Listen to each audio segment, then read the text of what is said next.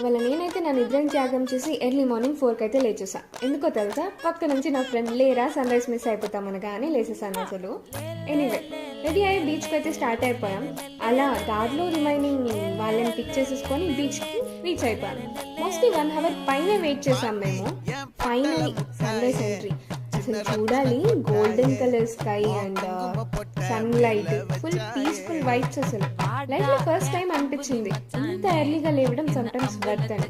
ఇంకా బీచ్లో నేనైతే చిన్న పిల్లలా మారిపోయాను అనుకోండి. ఆడుకోవడం అయితే స్టార్ట్ చేసేసా. ఇంకా 8 అవ్వడంతో రిటర్న్ స్టార్ట్ అయిపోయాం. దారిలో పింట్రెస్ట్ వర్త్ సీన్స్. అందులో ట్విస్ట్ ఏంటంటే బీచ్ సైడ్ పీకాక్ కనిపించడం.